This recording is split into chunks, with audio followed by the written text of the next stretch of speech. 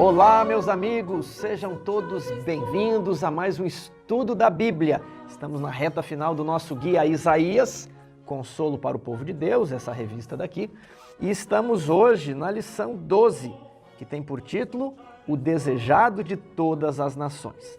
Eu acho essa expressão tão bonita, o desejado de todas as nações. Todos o desejam, todos almejam estar perto dele. Esse é o título de um dos livros, depois da Bíblia, que eu mais aprecio. Talvez seja, depois da Bíblia, o meu livro preferido, O Desejado de Todas as Nações. É toda a história de Jesus em ordem cronológica, com detalhes e com aplicações. Ah, Tiago, eu já li, né? E eu quero dizer que você pode ler outras vezes, né? Não é um livro que você lê uma vez e acabou. Você pode ler uma, duas, eu acho que eu já li umas 3. Quem sabe eu leio alguns capítulos esparsos, estou indo para a 4ª leitura e sempre aprendemos coisas novas. Então, uma dica para ler esses livros é você ter um caderno e você abre, né, uma seção no seu caderno para cada capítulo e você vai anotando as ideias principais com a mão. Isso vai fixar essas ideias, as aplicações, a conexão entre os textos, né, na sua mente. Mas hoje é a nossa lição que tem o título Desejado de Todas as Nações.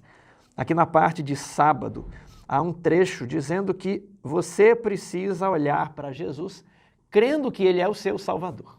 Talvez você está cheio de problemas, talvez você tenha dívidas, talvez você tenha problemas de saúde, talvez você se meteu em uma enrascada e não sabe como sair dela. Você precisa crer em Jesus. Jesus é a única saída. Mas não é simplesmente um crer sentimental. Não é simplesmente fechar os olhos, cantar uma música, falar o nome de Jesus, eu te amo. Não é isso. O que é olhar para Jesus? É isso daqui, ó. A lição citou Isaías 55:7. Que o ímpio abandone o seu mau caminho e o homem mau os seus pensamentos. Converta-se ao Senhor, que se compadecerá dele, e volte-se para o nosso Deus, porque é rico em perdoar. Então é preciso haver uma conversão.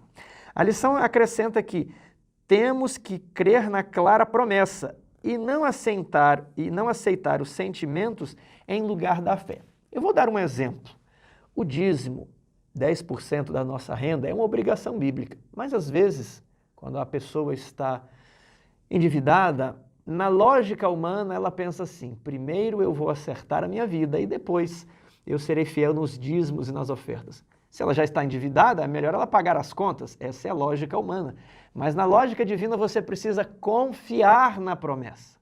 Confiar que não faz sentido, mas Deus falou e eu acredito. Então, olha só, que o ímpio abandone o seu mau caminho e o homem mau abandone os seus pensamentos e converta-se ao Senhor. Muitas pessoas querem crer ao Jesus sem se converter. Elas querem olhar para Jesus, se emocionarem, elas vão chorar, ok? Mas não há uma conversão, não há uma mudança, tudo continua a mesma coisa como sempre. E ali o profeta Ageu fala, né? Considerai o vosso passado, né? Considerai o ano passado, o ano anterior. Se você fizer sempre da mesma maneira, você vai obter os mesmos resultados. Então aqui está um apelo de você olhar para o desejado de todas as nações, mas se perguntando, o que é que ele quer de mim? Isso, eu vou fazer, eu vou me converter. E então você tem a certeza de que ele o receberá de braços abertos, sem lançar nenhum pecado em rosto. Como filho pródigo, não é preciso estar lá comendo comida de porco. Você precisa voltar, você precisa retornar. E agora, chegando na Semana Santa, no final de março, que época boa para não retornar aos pés de Jesus, você não acha? Domingo, os efeitos do pecado. Preste atenção aqui no título, os efeitos do pecado. Em Isaías 58:3, o povo havia perguntado, por que jejuamos e Deus não leva em conta? Porque nós vamos no culto de quarta-feira, oramos e parece que ninguém é atendido. E aqui ele diz que no capítulo 59 existe a resposta a essa pergunta. 59, verso 1.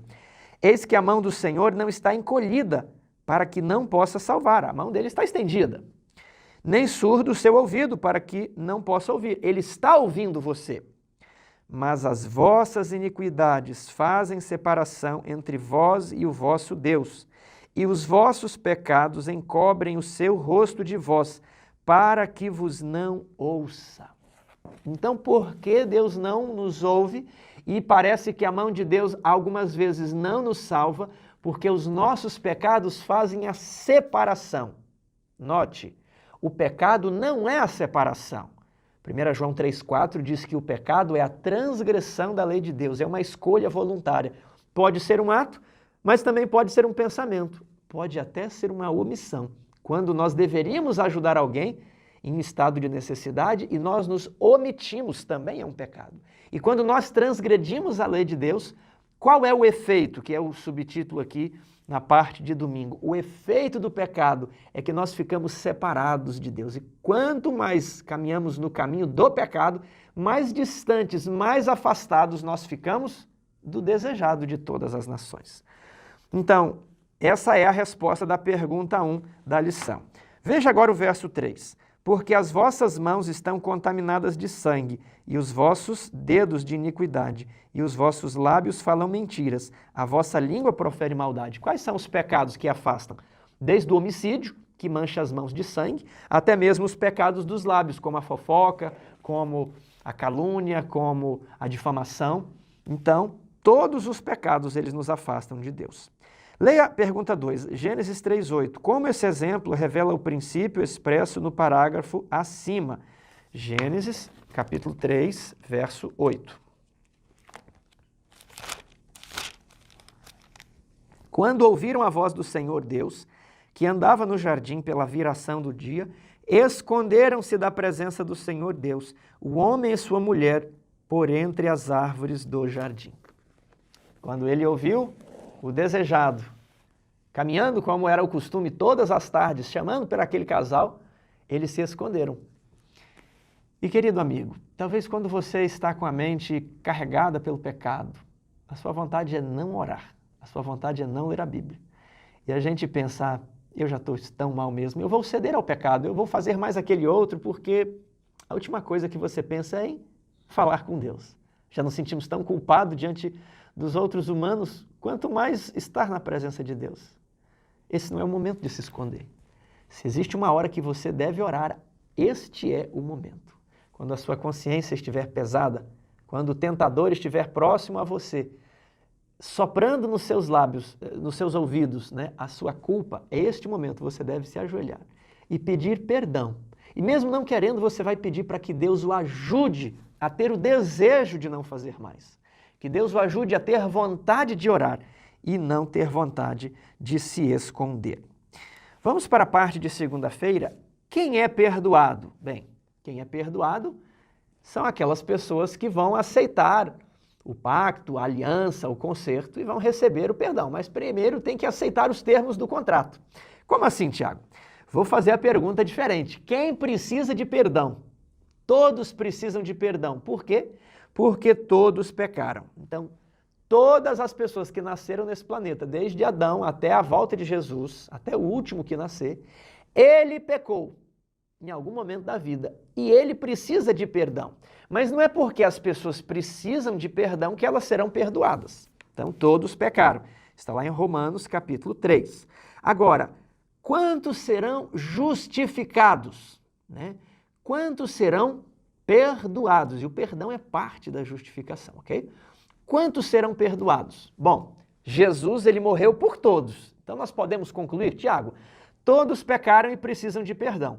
Jesus veio à terra e morreu por todos, logo, todos serão perdoados, todos serão salvos, todos irão para o céu. É verdade? Não. A Bíblia diz que os perdidos eram como a areia do mar. A Bíblia diz que ainda que o remanescente de Israel seja como a areia do, ainda que Israel seja como a areia do mar, apenas um restante, um remanescente será salvo. Então, haverá milhões e milhões que vão se perder. Agora, muitos dos que se perdem, eles não eram pessoas que desconheciam Jesus, eles conheciam Jesus, eles inclusive iam à igreja, eles liam a Bíblia, né? Muitos deles guardavam o sábado, não comiam carne de porco. Lembre-se, pessoas que guardavam o sábado, não comiam carne de porco, devolviam dízimo, eles crucificaram Jesus. Então, praticar essas coisas não é garantia de que você será perdoado, ok? Porque isso seria salvação pelas obras. Então, Jesus morreu por todos e ele oferece a sua graça a todos, mas ele vai verificar, após oferecer a graça, quem realmente vai fazer uso da graça e permitir que a sua consciência seja regenerada para que ele volte ao estado original. Vamos aqui, vamos entender isso daqui. De acordo com Romanos 3:21, como são os salvos? Que esperança esses versos nos apresentam no juízo? Então, o homem é salvo por meio da fé, né? E o que é salvação? É perdão. Então, o homem é perdoado por meio da fé. Tiago, e onde que entram as obras? As obras não entram, as obras já entraram. Lá no Jardim do Éden, Adão e Eva precisavam praticar boas obras. Era a obrigação deles obedecer. Então, a regra geral no universo, nos outros planetas, para todos os anjos, é a obediência. Sempre foi assim e sempre será. Todos que querem viver no reino de Deus precisam obedecer, até aqui na terra. Se você quer ser um súdito fiel, você tem que obedecer o rei. Agora, houve o pecado. O rei tinha o direito de destruir Adão e Eva, mas ele deu uma segunda chance. E essa segunda chance exclui Adão e Eva de obedecer? É claro que não. Então as obras não entram. As obras sempre fizeram parte. A questão é que, vou agora para a pergunta 4. Por que as obras não nos salvam? Nem agora, nem no juízo. Porque uma vez que você pecou, não adianta você obedecer daqui para frente que essas obras não vão cobrir o rombo no seu passado. É por isso que a obra não te salva. Agora, cuidado com o falso dilema. Se a obra não te salva, você não tem que praticar. Mas de onde as pessoas tiram isso? Tem que se praticar as obras? Porque antes de haver pecado já tinha que se obedecer. E quando formos ao céu, todos teremos de ser obedientes. Então, é um falso dilema. Olha, se as obras não salvam, então não preciso praticar as obras. É um dilema irracional, é absurdo isso daqui. Então, se você descumpriu um dia da guarda do sábado, você pode guardar o sábado o resto da sua vida. Não tem como aquela obediência futura cobrir uma desobediência passada. Entendeu? Tiago, então quem será salvo? Funciona assim. Jesus morreu e oferece a sua graça a todos. Essa graça, ela vai cobrir os seus pecados passados. Então, só existe salvação pela graça, tudo bem? Agora, uma vez que a pessoa foi trazida à aliança com Cristo, ela entrou num pacto, ela fez um concerto ali na igreja, fez a sua profissão de fé, se batizou, declarou ser um discípulo de Cristo, ela agora será provada, assim como Adão e Eva, ao serem postos no jardim, foram provados. Como assim provados? Provados se a pessoa realmente se arrependeu e ela quer viver em obediência a Deus. Como assim, Tiago? Olha, Jesus morreu e oferece gratuitamente o perdão. Só que, para você receber o perdão, uma das condições é o arrependimento, né? Confissão, tristeza pelo pecado, arrependimento, abandono.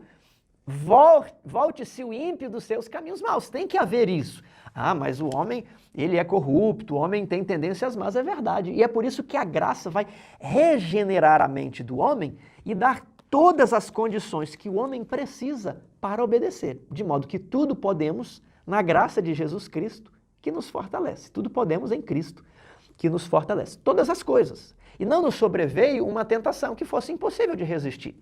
Só que algumas pessoas pediram perdão, vão receber a graça e vão continuar a sua vida de antes. O que elas estão dizendo para Deus? Olha, eu me arrependi, mas só foi de boca, foi um discurso vazio. Não é verdade. É como uma mulher que perdoa o seu marido por um caso de adultério. Ele fala, meu amor, foi um momento de fraqueza, eu não estava fazendo o meu culto, eu dei atenção a conversas que eu não deveria dar, mas você me perdoa, eu nunca mais vou fazer isso. E a esposa perdoa. Passa 15 dias e o marido comete o mesmo ato de adultério. E a esposa fica sabendo, ele conversa e ela perdoa. E passa mais um mês, ele sai para uma festa com os amigos e comete o mesmo ato. Qual é o sinal que esse esposo está passando para a esposa? Que ele nunca se arrependeu. Você está entendendo? Foi só da boca para fora. Então é o seguinte, Deus vai dar para você um perdão, só que esse perdão é provisório. Tudo bem? Ele fala, olha, eu vou conceder o perdão e considerar como se você nunca tivesse pecado.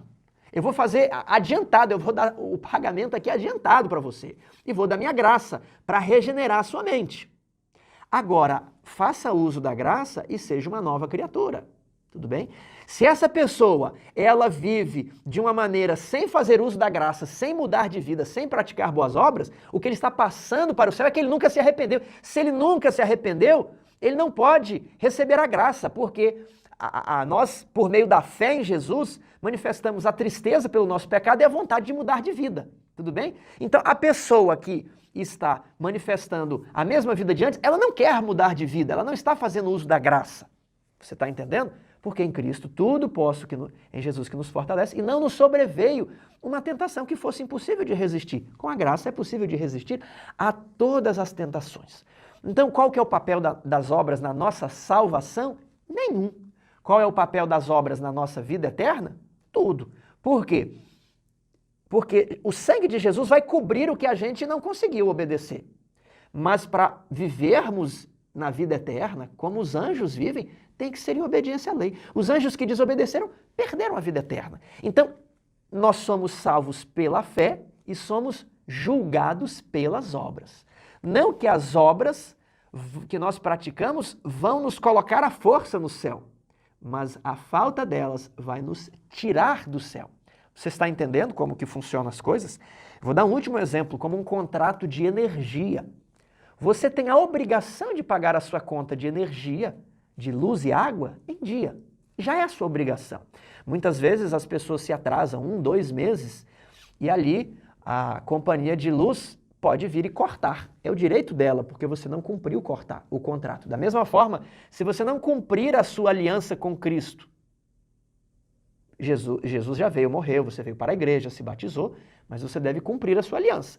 Se você não obedecer aos mandamentos e não cumprir a sua aliança com Cristo, esse perdão provisório que for lhe dado, lhe será tirado. Tudo bem? Ah, Tiago, mas eu tenho uma dívida que eu não posso pagar. Jesus pagou essa dívida. Imagina que você tem uma dívida enorme de água e energia que você não possa pagar. Alguém foi lá e pagou. A partir de agora, como é que você anda? Né? Ah, Tiago, como é que eu vou conseguir andar? Eu não tenho dinheiro. Aí essa pessoa que te pagou a conta, ela também lhe dá um emprego. Esse é Jesus. Ele paga a nossa dívida e nos ajuda a obedecer. Ele te dá um emprego e a partir de agora ele te dá as condições para obedecer. Então é assim, olha, alguém pagou as suas contas, lhe deu um emprego, dando condições de você ter um salário e pagar a sua conta de água e luz em dia, cumprir as suas obrigações para com a lei. É assim que funciona o Evangelho, é assim que funciona a graça, tudo bem? A salvação e a santificação, sem a qual ninguém verá o Senhor. Então, se a pessoa não for santa, Jesus morreu por mim, eu quero ser santo. Mas olha só, existe um juízo para verificar se você realmente aceitou o sacrifício de Jesus, porque isso tem que redundar em obras de arrependimento, senão vai ser apenas da boca para fora. Então, você recebe essa graça de maneira provisória e você fica em observação. No juízo, antes da volta de Jesus, vai ser verificado se você mudou de vida. Se você mudou de vida, essa salvação provisória ali é confirmada. Tudo bem? E como que ela é avaliada? Por meio das obras. As obras mostraram que você mudou de vida e ela é confirmada. E se você não mudou de vida, essa salvação e esse perdão, eles são retirados. Então nós somos salvos pela graça. Mas essa graça provisória, essa salvação provisória que recebemos hoje, ela será reavaliada daqui a algum tempo. Você está entendendo? Tiago, onde que isso está na Bíblia? É agora que nós vamos ver. Vamos aqui para Romanos, né? As pessoas falam, Tiago é o livro ali que fala das obras. Mas não, vamos para Romanos, capítulo 2, verso 13. Vamos usar um próprio texto de Paulo. Porque os simples ouvidores da lei não são justos diante de Deus.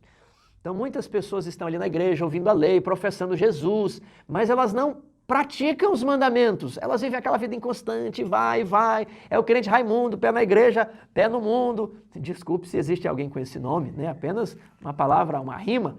A pessoa não pode ter esse ritmo inconstante. Tudo bem? Olha, porque os simples ouvidores da lei não são justos diante de Deus, mas os que praticam a lei hão de ser justificados. Quem que há de ser justificados? Os que praticam a lei, está claramente aqui descrito na Bíblia. Tudo bem?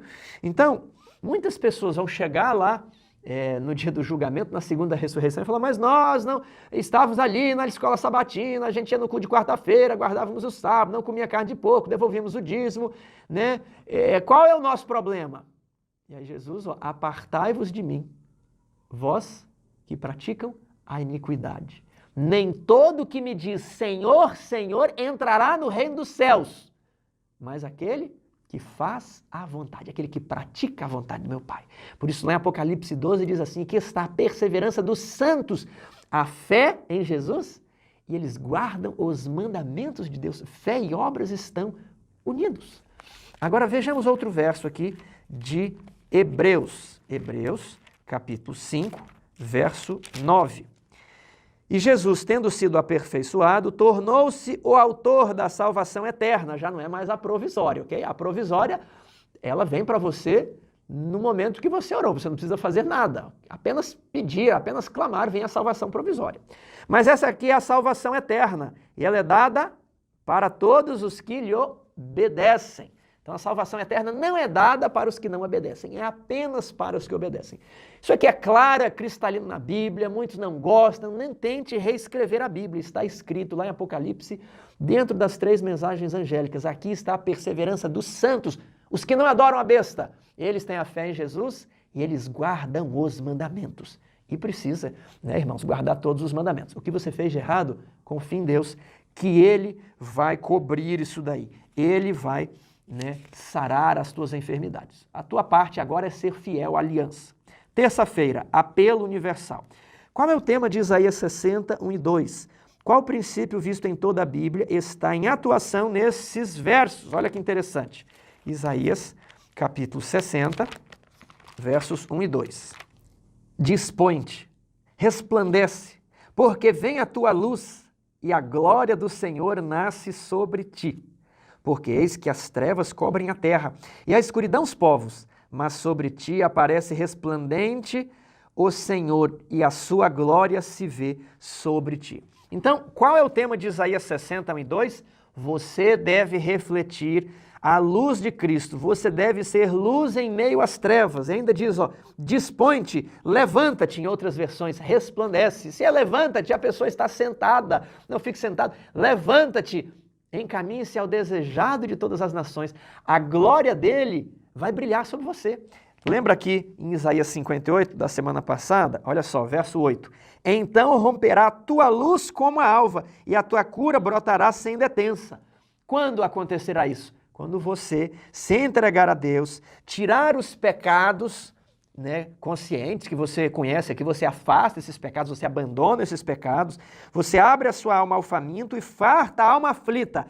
Então tua luz nascerá nas trevas e a tua escuridão será como ao meu dia. Não é simplesmente ter uma vida toda desregrada, aí você está num pecado contínuo, um pecado de roubo, um pecado sexual, um pecado consciente e contínuo. Aí você vai num culto, canta uma música, chora, e aquele negócio, e agora a luz de Deus aí sobre mim, a bênção. Não é isso. Existem as condições aqui em Isaías 58. Então, se você se levantar diante dessas condições, você vai resplandecer. Tua luz brilhará nas trevas. E você será um edificador de ruínas, um restaurador de brechas. Eu gosto muito desse trecho aqui de Isaías.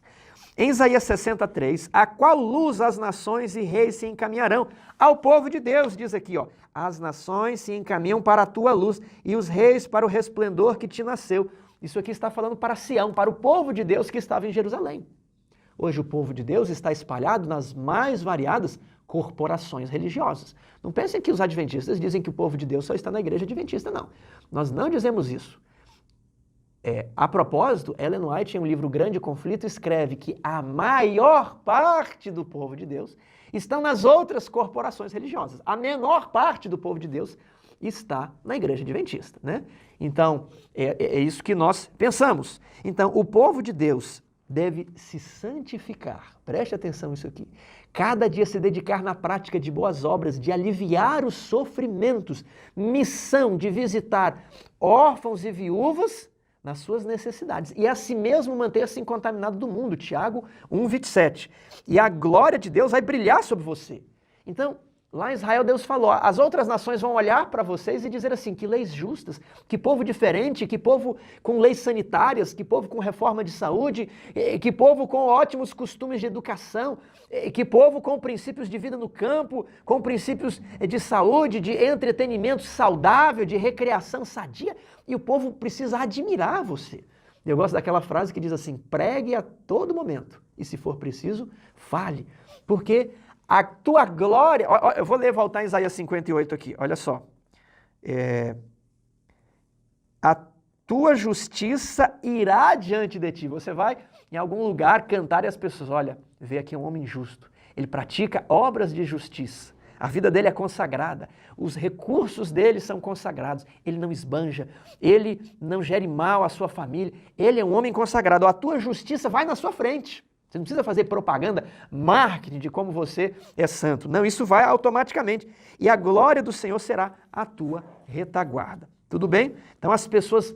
A rainha de Sabá foi visitar Salomão e diz que ela, ao contemplar a roupa dos servos, a comida que era posta na mesa, os exércitos, os soldados, a arquitetura, os acadêmicos e eruditos, ela ficou extasiada, ela ficou fora de si. Ela falou assim: muitas pessoas me disseram que você era um homem inteligente, Salomão, mas eu estou com as minhas expectativas superadas. Assim é que o povo deve olhar para o povo de Deus, tudo bem? E ter as suas expectativas superadas diante do cristão. Mas, infelizmente, o cristianismo que estamos vivendo nesta fase, nos dias de hoje, é o cristianismo mais superficial de toda a história da igreja. Qual é a sua função na igreja? O que você está fazendo? Muitas pessoas reclamam na igreja, questionam isso, questionam aquilo. Meu amigo, Jesus falou que o joio estaria na igreja até o fim. Vai ter joio. Então o que nós podemos fazer? Já sabendo que ter joio, nós temos que fazer algo. Levanta-te e resplandece, faça alguma coisa. Reclamar vai adiantar o quê? O problema não muda. Então, pegue, não precisa você ter cargo, nada. Tome pé da situação e comece a ajudar. Ajude as pessoas que estão necessitadas.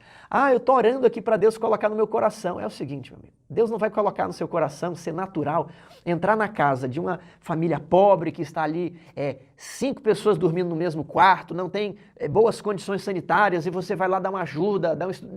Isso não é natural. Você entendeu? Você tem que levantar e falar: Senhor, vou cumprir a missão nesse sábado à tarde, 3 horas da tarde, o sol está quente, mas o Senhor vai comigo, me ajude, porque eu não quero ir. Levanta-te e resplandece para fartar a alma aflita e abrir a tua alma ao faminto, chorar com os que choram, visitar os encarcerados. Gente, se tem um lugar ruim que existe é a prisão, mas existe uma obra a ser feita em prol dos encarcerados. Né? Não vai ser natural enquanto eu não levantar e a glória de Deus vai descer sobre mim e vai resplandecer. Então existe um esforço, uma cooperação da sua parte. Aliás, a pergunta 7 diz assim: como a profecia de Abraão se cumpre em nós hoje? Por meio de Abraão, Deus queria abençoar todos os povos. E por meio de eu e você, do povo de Deus, Deus também quer abençoar a sua vizinhança. Quarta-feira, o ano aceitável do Senhor. Aqui em Isaías 61, nós lemos assim: o Espírito do Senhor está sobre mim, porque o Senhor me ungiu para pregar boas novas aos quebrantados. Então, o Espírito do Senhor está sobre mim. Onde lemos isso? Isaías 11. Estará sobre ele o Espírito, sobre a raiz de Jessé. Lemos também em Isaías 42. E aqui, o Espírito do Senhor está sobre mim. Então, isso aqui não é Isaías, isso aqui é o Messias. Porque o Senhor me ungiu. Ungido é o Machia, Hamashia, o ungido. Então, o ungido quer dizer Messias, Messias em hebraico. Foi ungido para quê? Para pregar boas novas aos quebrantados. Ele não vai esmagar a cana quebrada, ele vai pregar boas novas à cana quebrada. Enviou-me a curar os quebrantados de coração. Ele não vai apagar o pavio que fumega. Ele vai aumentar a chama do coração. Ele me enviou para proclamar libertação aos cativos e pôr em liberdade os algemados. Ele também me enviou a apregoar o ano aceitável do Senhor e o dia da vingança do nosso Deus, a consolar todos os que choram e a pôr sobre os que em Sião estão de luto uma coroa em vez de cinzas. Então o Messias vai fazer todas essas coisas. Os judeus liam e se focavam mais na parte final, que ele vai estabelecer o dia da vingança contra os romanos, contra os inimigos. E uma pessoa me falou: olha, você não conhece nada da história dos judeus, eu sou judeu e eu conheço a Jesus. Meu querido amigo, eu quero dizer o seguinte: você é uma parte do judaísmo, mas a corrente principal do judaísmo não crê em Jesus. Como nós falamos, qual o dia que os cristãos guardam? É o domingo. Uma parcela pequena guarda o sábado. Então, eu não vou ficar ofendido se um muçulmano falar: os cristãos guardam domingo. É verdade. A maioria dos cristãos tem o domingo como o dia santo e não o sábado. Então, a maioria dos judeus não crê em Jesus. E a gente não pode toda hora ficar esmiuçando, porque senão não vamos para frente. Então, os judeus olhavam essa parte final. E aí Jesus veio como uma pessoa mansa, ficando ali com os pobres, na parte mais pobre, Nazaré, na Galileia. Tinha 12 discípulos pobres, né? Mateus e um outro ali, Judas, eram mais instruídos, o resto eram pobres. Eles falaram, olha, esse não pode ser o Messias que nós estamos esperando. E um dia Jesus ele entrou na sinagoga, né? Vamos imaginar aqui, na igreja onde ele cresceu, lá em Nazaré. E ele havia feito vários milagres em Cafarnaum, e ele chegou ali em Nazaré, entrou, se assentou e, como você que está visitando a sua igreja, vindo de um colégio interno, talvez alguém te chame para ir à plataforma. Chamaram a Jesus.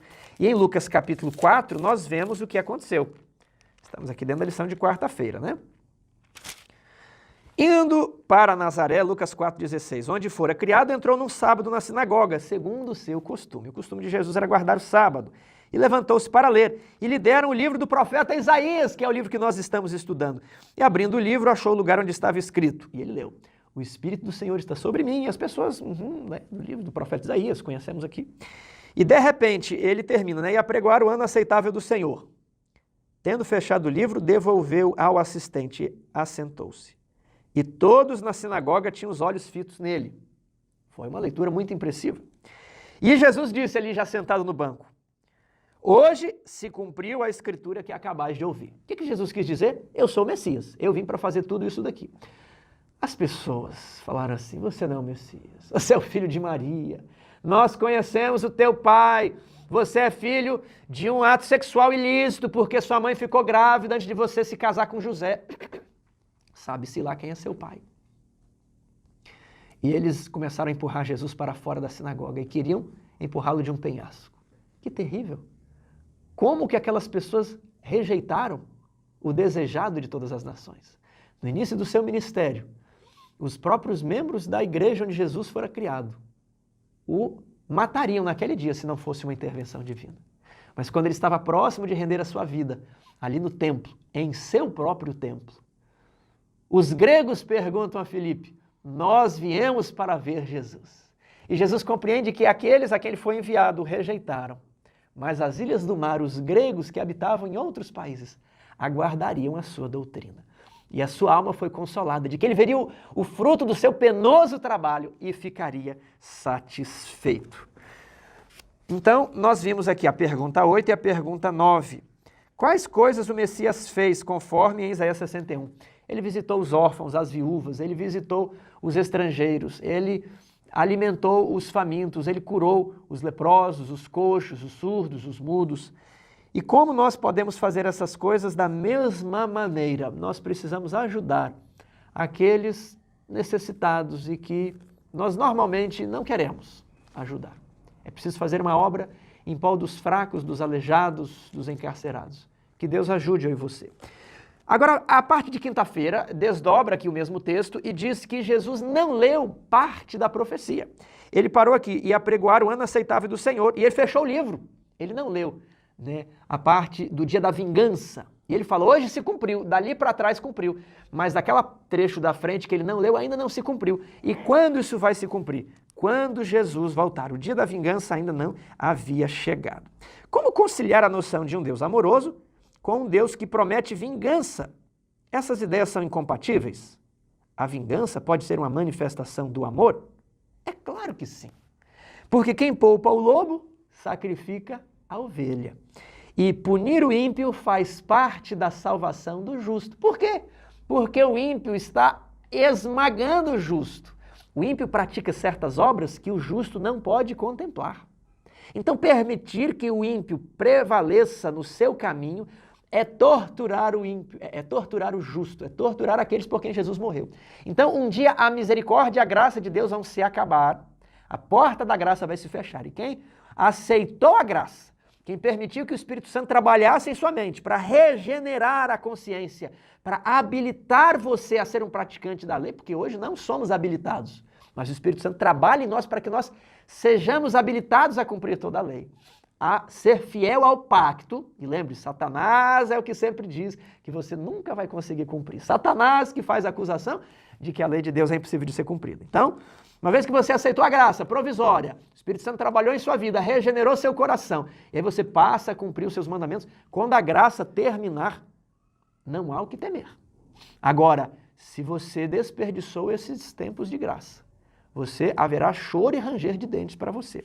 Como conciliar isso? Você nunca pode se esquecer do texto de Romanos 11, verso 22. Vamos ler o que está ali escrito? Considerai, pois, a bondade e a severidade de Deus. Hoje as pessoas só querem considerar a bondade, né? Nunca a severidade. Para com os que caíram, severidade, mas para contigo a bondade de Deus. Se nela permaneceres, de outra sorte, também tu serás cortado. Outro extremo é você só considerar a severidade de Deus. Quando você deseja apresentar uma reforma, quando você quer ser um reformador, você precisa ter em maior grau ainda a bondade. Só a bondade pode despertar um coração para a obediência. Só amor desperta amor. Aqui a Bíblia diz sobre a vingança. E, irmãos, de quem que é a vingança? Aqui a lição diz que ele tomará vingança contra os que não conhecem a Deus e não obedecem ao Evangelho do nosso Senhor. Talvez você esteja querendo praticar uma vingança privada, né? Você quer fazer um acerto de contas particular com alguém que te feriu, alguém que fez mal a você. E às vezes você leva isso para a igreja, às vezes a pessoa ela preenche determinados requisitos para um cargo, mas como ela te fez um mal, não, vou ser contra. Tudo que aquela pessoa faz é você contra o departamento dela. Esse não é um bom comportamento.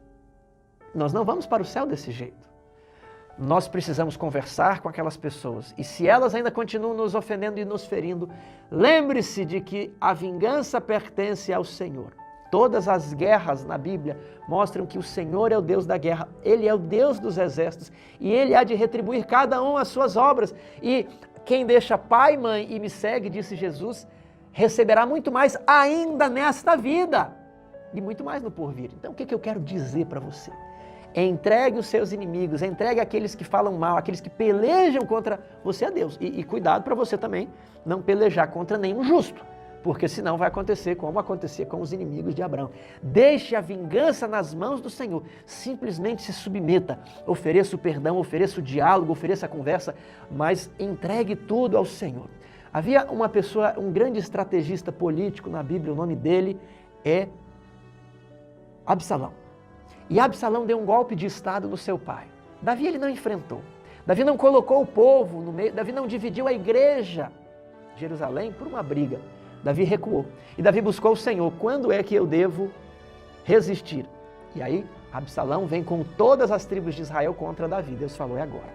E a batalha aconteceu dentro de um bosque. E a Bíblia diz que mais foram os homens que morreram pelo bosque.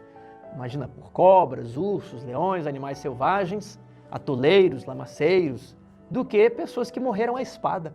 Isso aconteceu em várias guerras, onde o povo de Deus estava sendo oprimido por um inimigo injusto. E Absalão, que era um grande estrategista, o que aconteceu com Absalão? Quando ele viu que a sua estratégia havia dado errado, ele fugiu.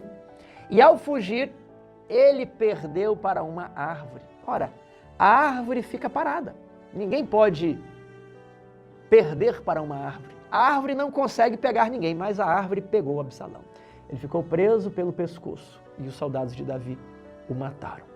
Meu querido amigo, se o Senhor não edificar a casa, em vão trabalham os que edificam. Se o Senhor não vigiar a cidade, em vão vigia a sentinela.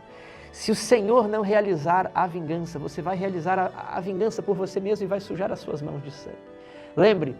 Lembre-se que Deus vai trazer e vai recompensar cada um segundo as suas obras.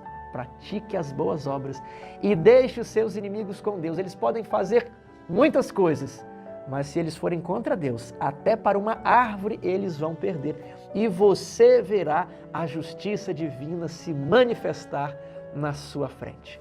O Senhor é meu pastor e nada me faltará. Que Deus o abençoe.